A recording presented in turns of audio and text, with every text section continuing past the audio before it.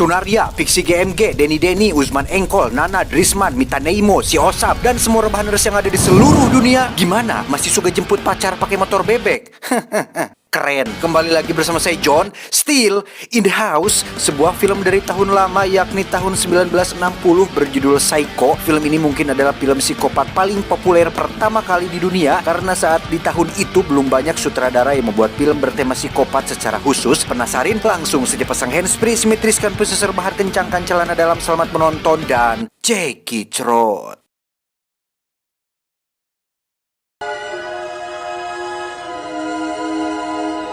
Berlatar pada tahun 1960 hari Jumat, tepat pada bulan Desember, cerita diawali dengan memperlihatkan wanita bernama Marion tidak pakai jola. Ini babangusnya, Marion bisa disebut sebagai seorang wanita pelakor karena saat ini dia tengah menjalin hubungan dengan seorang pria yang sudah beristri. Kita panggil saja Samsul. Ini cucungiknya. Samsul berjanji secepatnya akan menceraikan istri sahnya demi meminang sang pujaan hati yakni Marion, yang hal tersebut jelas perbuatan tidak betul dan diharapkan untuk tidak ditiru oleh pria-pria di luar sana, kecuali saya. Oh, Sam, let's get married.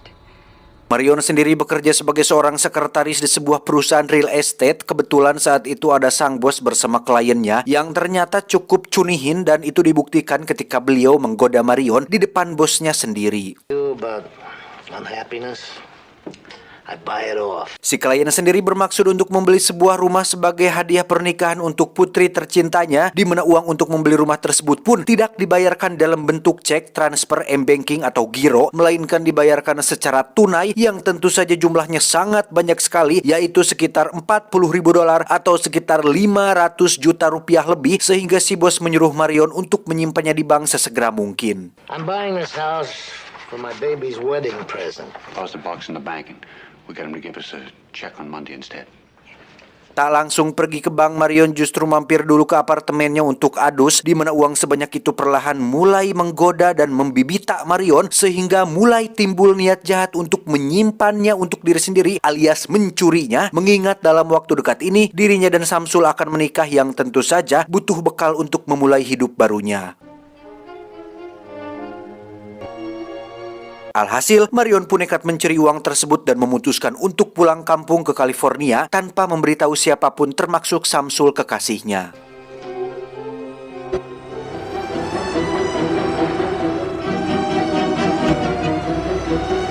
Karena jaraknya sangat jauh, Marion pun tidur di dalam mobil tepat di samping jalan yang sepi, sehingga memancing seorang petugas polisi untuk memeriksanya, yang seperti kita tahu bahwa ketika seseorang melakukan kesalahan atau menyembunyikan sesuatu, secara tidak sadar tubuh akan menunjukkan gerak-gerik mencurigakan, yang hal itu dapat dilihat dengan jelas oleh bapak polisi ini.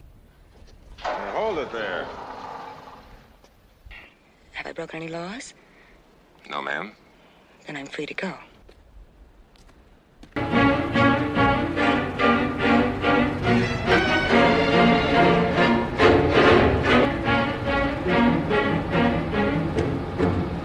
Setelah berhasil lepas dari bapak polisi tadi, Marion memutuskan untuk menjual mobilnya dan menggantinya dengan yang baru menggunakan uang yang dicurinya tersebut, di mana bapak polisi tadi kembali muncul, sehingga Marion dengan buru-buru membayar mobil tersebut dengan harga yang tidak dinego terlebih dahulu.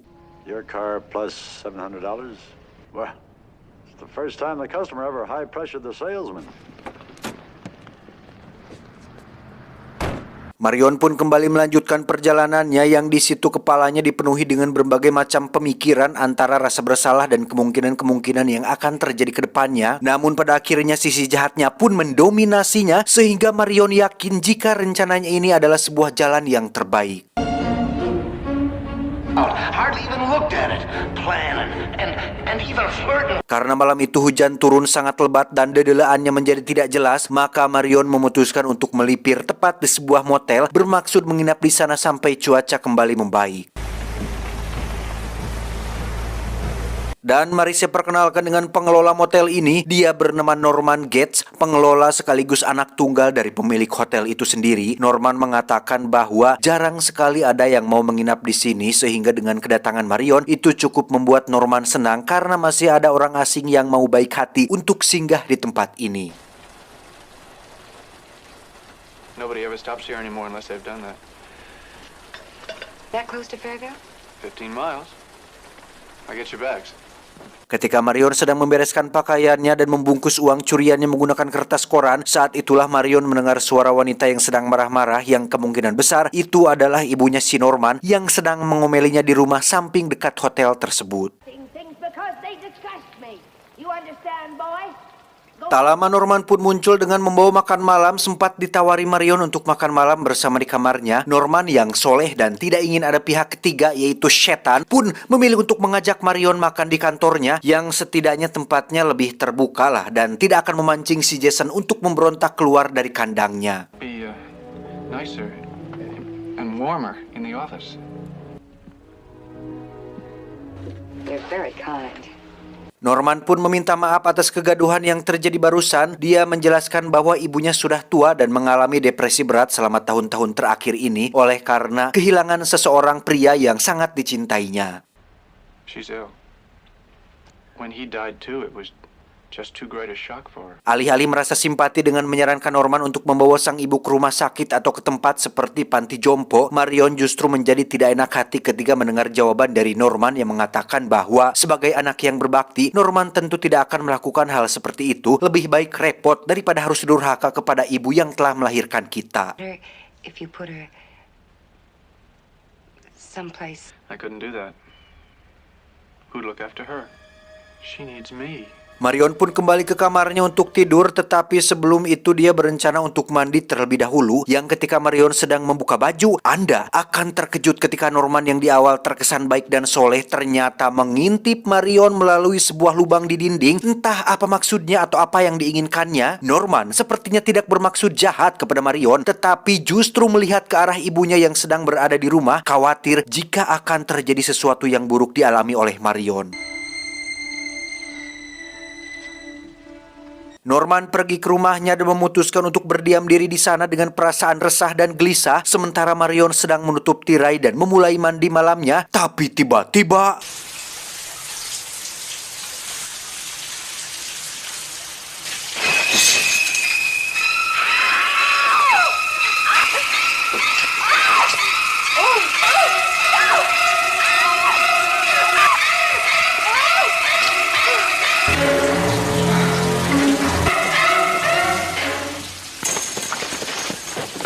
dari dalam rumah terdengar Norman yang terkejut dengan ibunya yang sudah berlumuran darah, sehingga Norman segera pergi menghampiri Marion yang sudah tak bernyawa di dalam kamar mandi. Dengan alasan yang sama, yakni ingin berbakti kepada sang bunda, Norman pun segera membereskan jasad Marion dengan cara membungkusnya dengan plastik dan memasukkan dia ke dalam mobilnya. Yang karena tidak tertarik dengan uang, Norman pun mengikut sertakan uang curian tersebut bersama Marion yang jasad dan mobilnya ditenggelamkan di rawa tepat di belakang motel tersebut.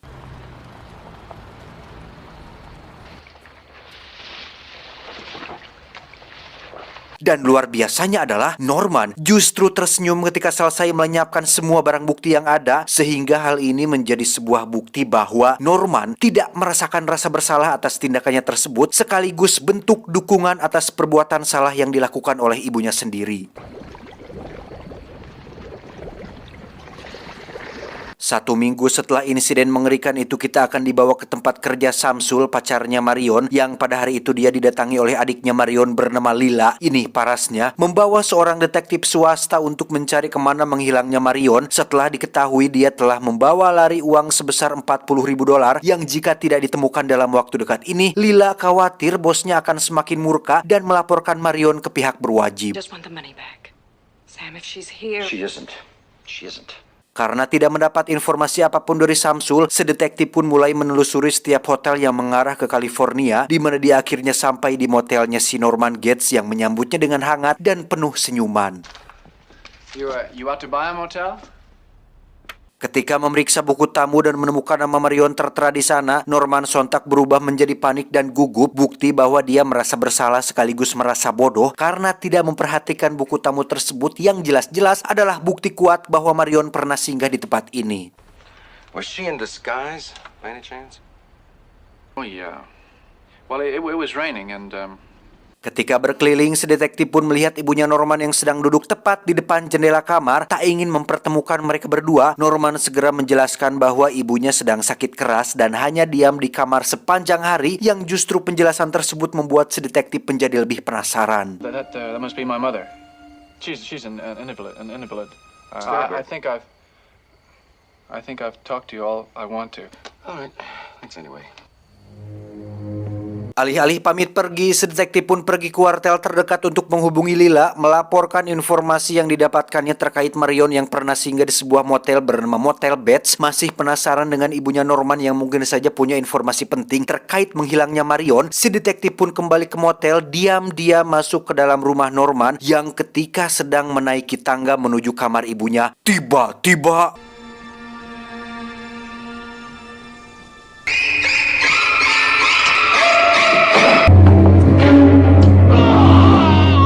beralih ke Lila yang sedang tidak tenang setelah tidak ada kabar lagi dari si detektif. Merasa ada sesuatu yang telah terjadi, Samsul pun memutuskan untuk pergi menyusulnya. Stay here.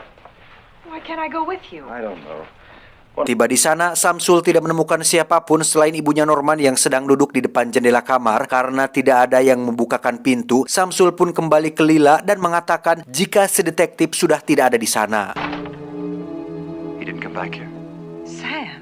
Semakin curiga telah terjadi sesuatu kepada detektif sewaannya, Samsul pun mengajak Lila pergi ke rumah seorang deputi sheriff setempat untuk mencari informasi terkait kehidupan si Norman dan ibunya yang hanya tinggal berdua saja, di mana Lila dan Samsul cukup dibuat terkejut ketika mengetahui bahwa ibu Norman sudah meninggal 10 tahun yang lalu, yang upacara pemakamannya sendiri dihadiri oleh istri dari bapak sheriff tersebut. And Bates's mother has been dead and buried in Green Lawn Cemetery for the past. Kematiannya ibu Norman pun terbilang cukup viral pada saat itu karena mendiang ditemukan mati karena bunuh diri dengan menenggak racun setelah dia membunuh kekasihnya menggunakan racun yang sama. Diketahui bahwa ibunya Norman berpacaran dengan seorang pria yang belakangan diketahui sudah menikah, sehingga ketika ibu Norman kecewa dan sakit hati, dia nekat meracuni pria tersebut dan meracuni dirinya sendiri, yang mana Norman cukup dibuat shock ketika menemukan ibu dan pacarnya tewas bersama di atas ranjang di rumahnya sendiri. Norman found them dead together.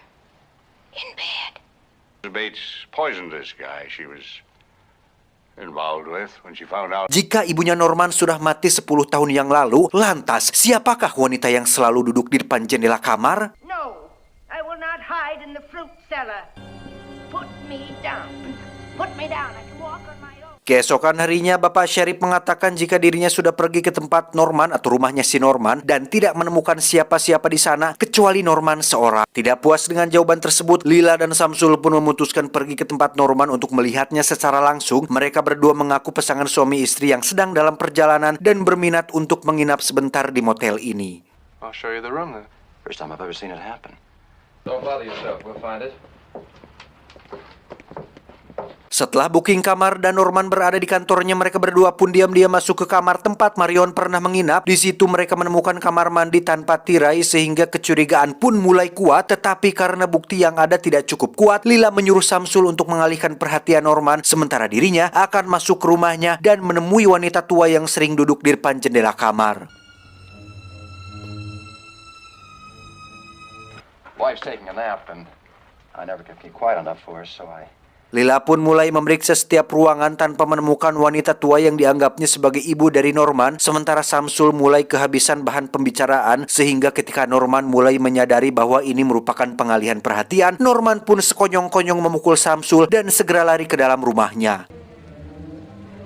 Menyadari Norman datang ke arahnya, Lila pun spontan bersembunyi di sebuah spot tepat di bawah tangga, yang di situ dia menemukan sebuah pintu masuk ke dalam ruang bawah tanah. Lantas dirinya pun masuk ke dalam dan akhirnya menemukan ibunya Norman sedang duduk, yang ketika dibalik tiba-tiba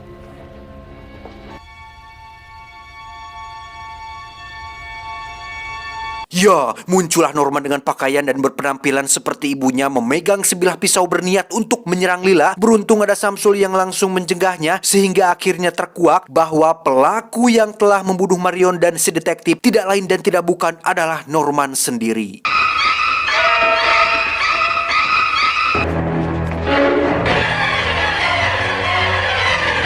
Si Singkat cerita, Norman telah berada di kantor polisi dan baru selesai diinterogasi oleh seorang psikiater yang percaya jika ada motif lain di balik perbuatannya. Dan ternyata benar, Norman memiliki kelainan dengan kepribadian yang biasa disebut dengan DID, Dissociative Identity Disorder, atau kepribadian ganda. Sama seperti Kevin di film Split atau Mark Spector di film Moon Knight, Norman secara teknis telah membunuh para korban, tapi bukan karena keinginan dirinya sendiri, melainkan kepribadian ibunya yang telah menguasai dirinya dan kepalanya atau otaknya atau pemikirannya. Secara sederhananya, ketika Norman pertama kali bertemu dengan Marion dan mulai merasakan perasaan tertarik atau suka kepada Marion, saat itulah kepribadian ibunya muncul akibat alarm keamanan sebagai bentuk proteksi terhadap bahaya yang ditimbulkan orang asing. Intinya Marion dianggap orang asing yang berbahaya, sehingga kepribadian sang ibu merasa perlu untuk membunuhnya demi melindungi kepribadian Norman yang lugu dan mudah dimanfaatkan. Just to begin with.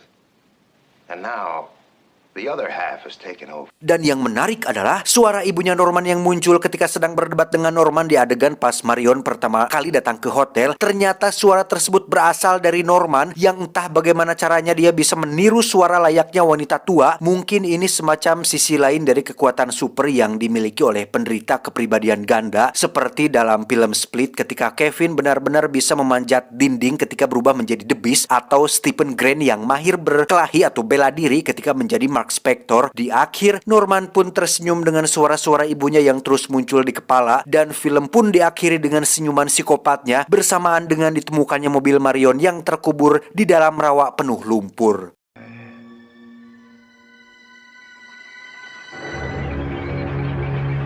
Tamat, ending yang cukup menormankan. Pesan yang bisa kita ambil dari film ini adalah jangan membina hubungan dengan seseorang yang sudah berumah tangga. Masih banyak makhluk-makhluk jomblo di luar sana yang bertebaran. Kenapa harus dengan seseorang yang sudah menikah? Terutama untuk wanita-wanita metropolitan yang dari berita seringkali saya melihat ada kejadian tentang wanita cantik yang berpacaran dengan om-om yang sudah menikah atau pria yang sudah memiliki istri. Why? Hey para wanita, masih ada saya, John. Kenapa harus cari om-om? Saya John sebagai CEO IQ7 mengucapkan terima kasih dan sampai jumpa di video selanjutnya. Adios, kacang rebus Asia Afrika. Cuau, cuau, cuau.